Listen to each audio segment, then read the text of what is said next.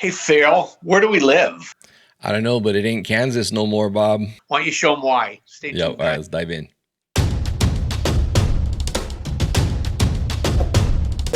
Trade Genius. Hey guys, I want to tell you something that we do that really will change the way in which you look at trading and also absolutely help you increase your profitability and how much money you make. It's the Trade Genius newsletter. We put the newsletter out Sunday night through Thursday night, and this really looks at the plumbing of the markets and helps prepare you for the next trading day and help you make money. And we give you a lot of information. We give you market statistics, we give you market levels, we give you the seasonality, what's happening with different sectors of the market, and we will help you identify whether the market's in a bear mode or a bull mode, or whether it's euphoric, whether it's despondent, and it just puts you in a position to be on the right side of the trade. So take advantage of our offer that we have below, and you'll love it. I mean, one trade that you make with this thing can pay for definitely a month, maybe even a year's worth of service. It's that powerful. Use promo code podcast for 15% off the retail price of newsletter. Thanks for listening. So, Phil, if we're not in Kansas anymore, where are we? Yeah, a lot's happened in the last week. We had that little, last weekend banking crisis unfold, and hopefully we don't have any more crisis unfold over this weekend. But, for me, the big difference was the move in bonds. And I'm almost wondering that even though there was some confusion about the Bitcoin spike over last weekend, and it was more about like the stable coins depegging and people panicking, I kind of think while that had something to do with it, I actually think somebody knew that the bond market was going to jump and make its move, because when that bond market move happens historically, that kicks off your countdown to the official recession proclamation. And so it's been interesting. I know I got into a little bit of a Twitter debate with some of the macro talking heads on Twitter about, the effects of this. And I know you caught wind of it. And I thought we could touch on that a little bit too, as well as look at the charts on what they're actually doing here and why we think ultimately, in the short term at least, it's bullish for the markets. But it's an interesting argument, because are they or are they not injecting more liquidity in a form of either a form of QE, or what we've been warning more about, like yield curve control, in which they're trying to prop up crappy assets with money printing. So my take is it will make it into the system. Others are arguing that. What do you think? For sure. And just so you know, Phil had a former Fed, I won't say governor, but a pretty high level person at the Fed from Dallas actually was taking exception to Phil, but she couldn't argue with his chart. So it's really wild. Yeah, they're feeling very sensitive about this thing called liquidity. But look, this is what they said they're doing, Phil. They said they're basically providing what's called sterilized money. They're moving it from one banking entity into another banking entity, basically trying evening out the scales, if you will, but nothing's really changed. But that's not entirely correct, because I think they sufficiently scared everybody to take a good hard look at how much money they're getting by keeping their money in the bank versus being able to practice what we call cash management 101 and start sweeping that money out of the banking reserves and into other yielding products, of which the federal treasury with treasury bills and treasury bonds is one of them. And I'll give you an example. So I have a brother-in-law. I won't give the dollar amount, but it's a substantial amount of money that he was going to place into a Bank A. And I was with him actually last Sunday, and I showed him some of the things that we were talking about. He goes, well, I'm certainly not going to do that. What are you going to do with your extra cash? And I said, our money's been going into T-bills, 90-day T-bills. We're rolling those, so we're not going to be caught anything in what they call uninsured. Even though I'm with a globally significant bank that they would protect, I'm not going to deal with it. And he said, well, I'm going to do the same thing. So instead of that money going from Bank A to Bank B, that money went out of Bank A and it's going into treasuries. So now the Bank A has a hole of X amount of millions of dollars in it. Well, the only way they're going to fill that is the treasury liquidity that they get from the deposit window. So now my brother-in-law has X amount of millions. Okay, that's now new money in the system, and the bank got topped off, in terms of money to make themselves whole because they're now insured. So it absolutely is liquidity coming into the system. And even if none of that happened, Phil, all that money went from Bank A to Bank B. They took those extra reserves because they're not lending it out. They put it up with the Fed, right? Reverse repo. And what they do with their reverse repo, they collect interest on it. When they collect interest on it, we're subsidizing, the U.S. government now is subsidizing the Fed to tune of billions, almost $100 billion a year. that increases our deficit. But now that money is going back to the banks to get sent as terms of dividends back to the shareholders, and that's new money into the market. So no matter how they position it, even if it sterilizes liquidity, and if everybody bails out of the banks with their money and puts it in cash management, Phil, I don't think they're going to be able to keep up. And they're going to have to do full-on QE at that point. Did that make sense? Yeah, totally makes sense. And so people were like, the counter argument to that they were saying was, no, it's an emergency loan to prevent bankruptcy. But then it's like, okay, well, if you prevented them from being bankrupt, then they're still a bank. And what do banks do? They put money to work, right? So you're facilitating the ordinary doings of business. So you're either injecting liquidity or you aren't. And you can argue about the murkiness of the effects of that. But all we know is that liquidity go in system, number go up in market, right? I mean, it's like that simple. And so I think maybe we'll flip over to the charts and look at like what we're talking about.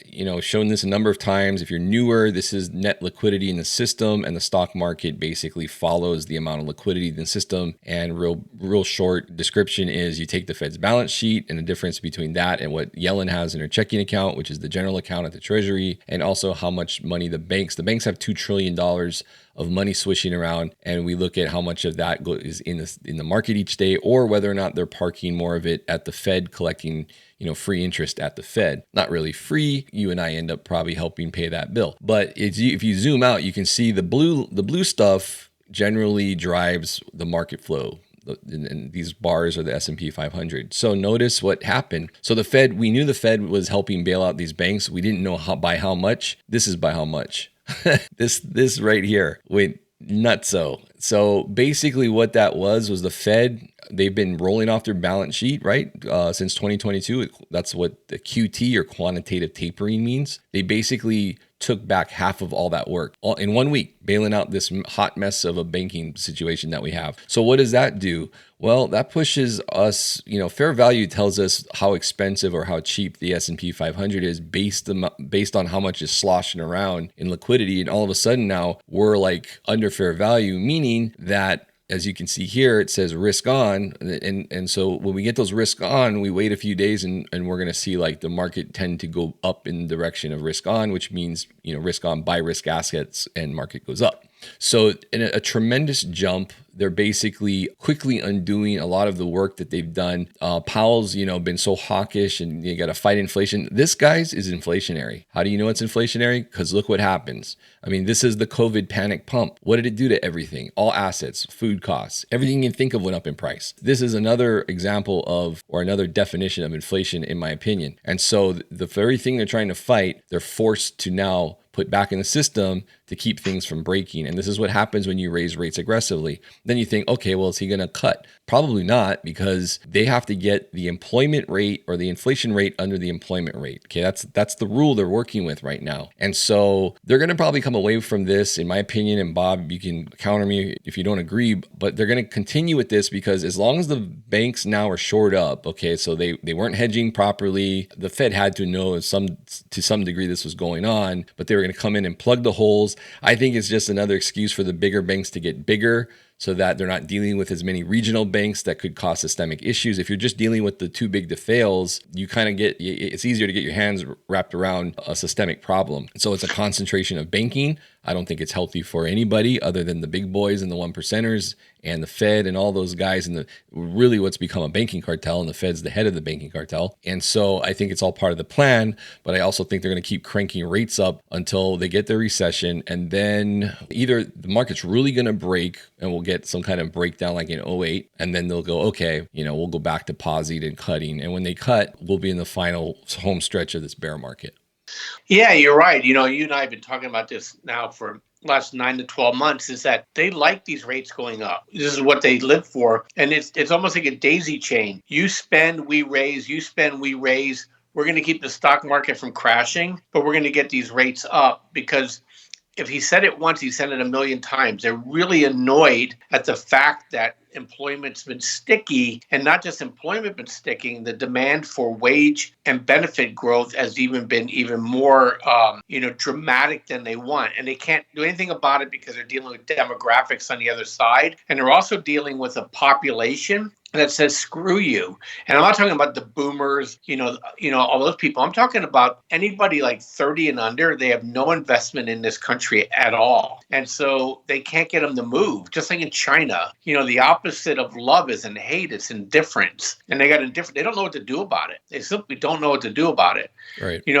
It's so many benefits for people to not work that they don't care. They literally don't care. I'm just not going to work. I'm going to get on Instagram. I'll raise a few bucks doing some crazy TikTok stuff. And then I'll run down to Costa Rica and for 4 months, that's just the attitude. And so, so he's lamented the fact that they can't get employment down. So they're literally going to just keep banging on this until they get a break. I think this banking thing was kind of conjured, in my opinion. It's the banks they wanted to maybe make an example of for future work, but I think they have intended consequences coming at them, Phil.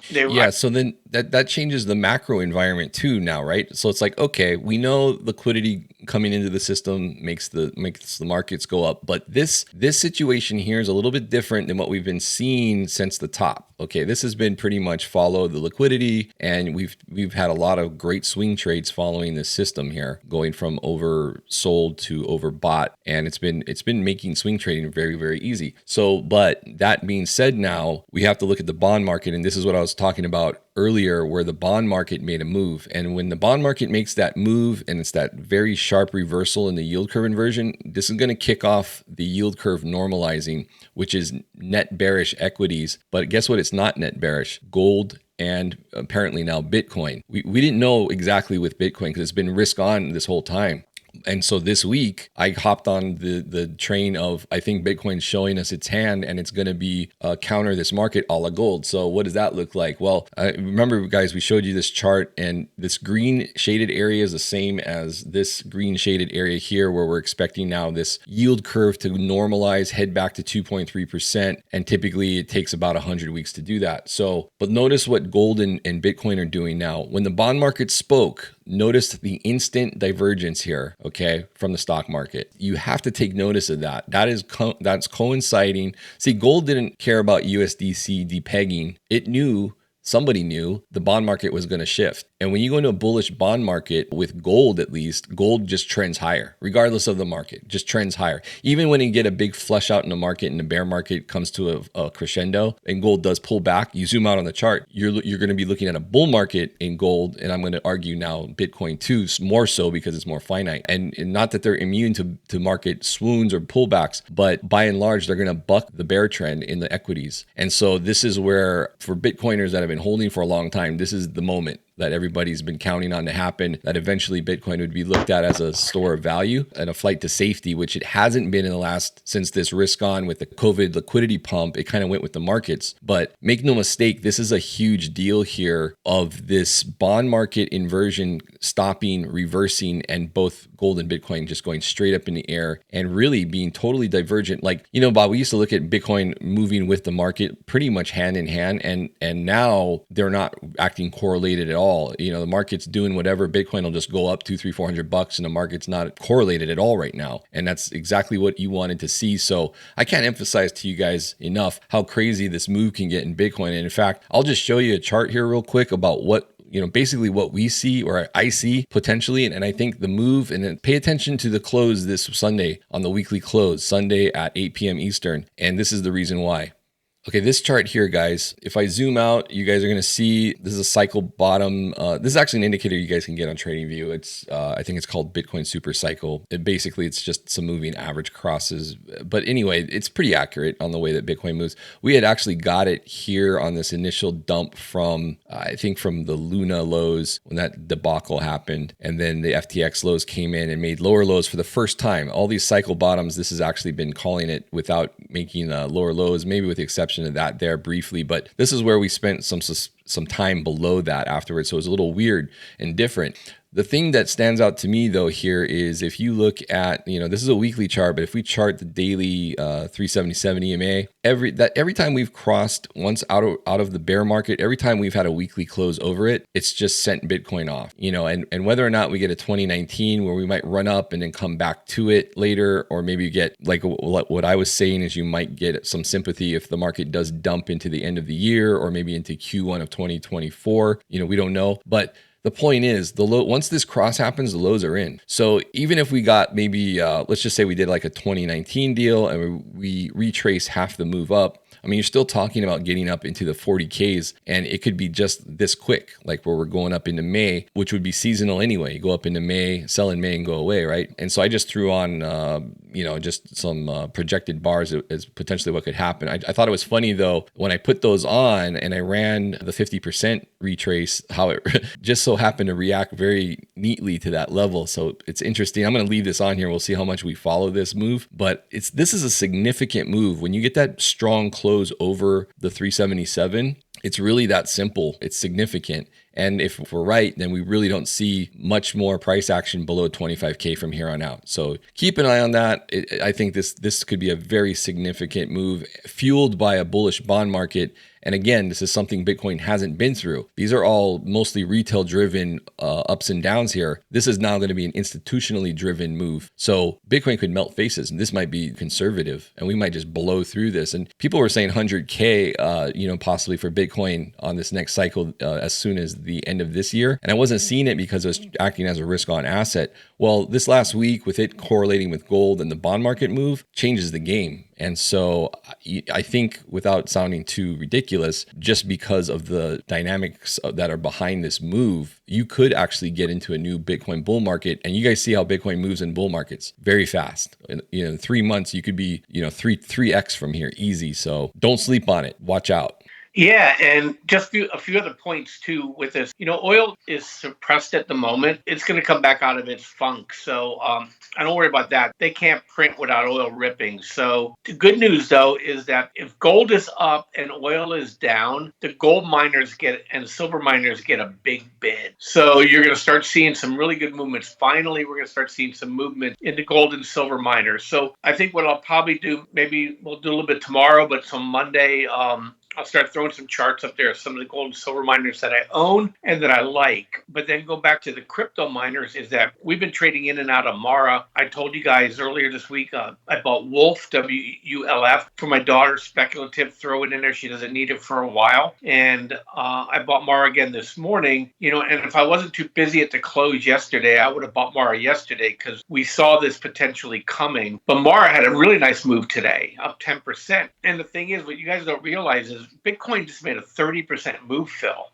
30% in a week. Mm-hmm. Mara and those crypto miners are leveraged to the price of Bitcoin, but it takes a little bit of belief. Like gold went up, the miners didn't quite get there. Bitcoin went up, their miners didn't quite get there. But all that means is that once there's belief that these moves are sustainable, you're going to see really good leverage in both the gold miners, silver miners, crypto miners. There's a couple really good platinum miners out there too. And then also I own FCX. FCX started moving today. We had a reversal in uranium. Uranium was down with the energy complex. It popped. Coal, like big BTU, was down early. It popped. So I think we're going to see across the board movement in these commodities that are basically going to they're going to call the bluff of the Fed with this not being liquidity. If it talks like liquidity and it walks like liquidity, it's liquidity. And Bitcoin and gold says this looks a lot like liquidity to me. And there's never ever one bank rescue, Phil.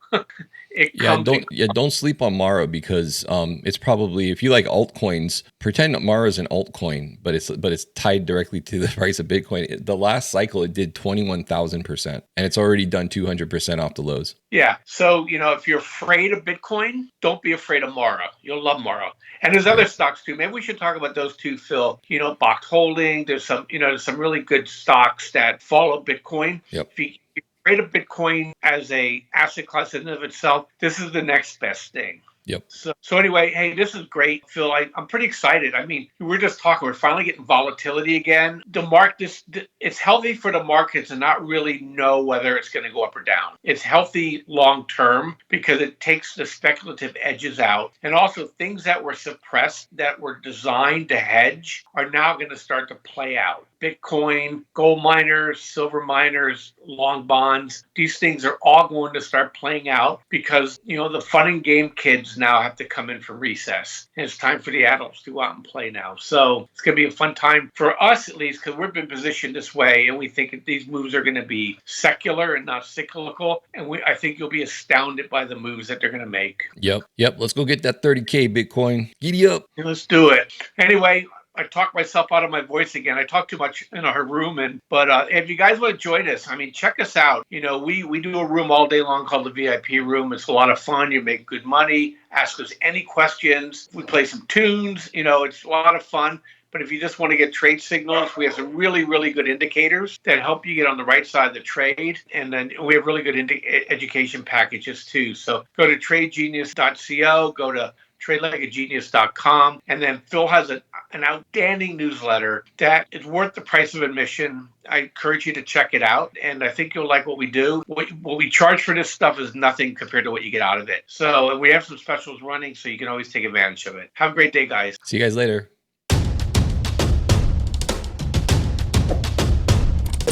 Trade Genius.